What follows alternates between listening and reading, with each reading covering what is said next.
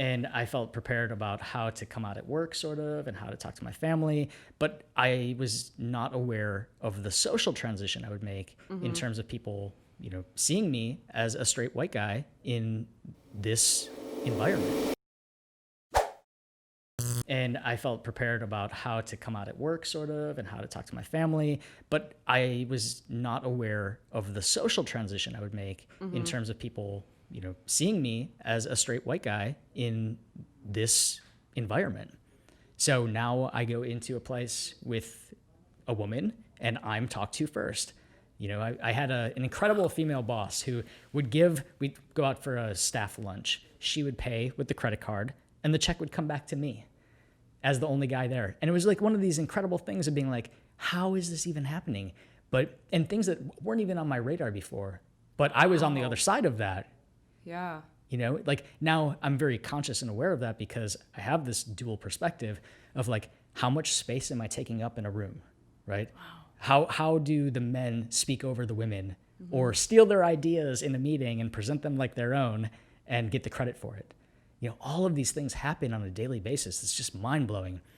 But when it comes to sport, no one saw me as a threat. So I didn't suffer the same repercussions that these trans girls in Idaho are suffering.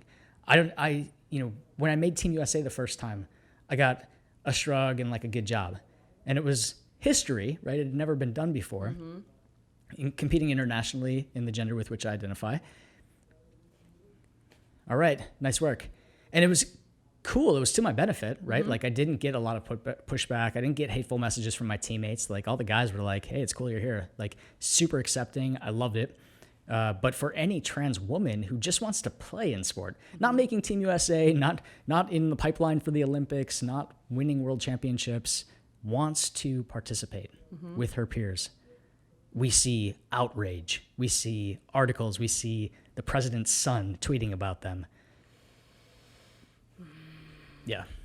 That is such an interesting perspective in terms of, I mean, completely uneducated about that piece. I'm like, whoa, yeah.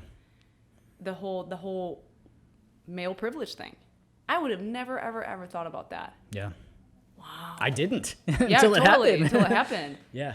Holy cow. Yeah. And, I think it's been a benefit in a lot of ways because it's given me this perspective to be able to call attention to these things, right? Yeah. In much in the same way of I didn't think about my whiteness right until I transitioned and became the straight white man. And then it became a part of my identity that gave me privilege and power that I was like, oh, wait, this isn't right. Like just because I'm white and I'm with my black friend, you're going to talk to me first.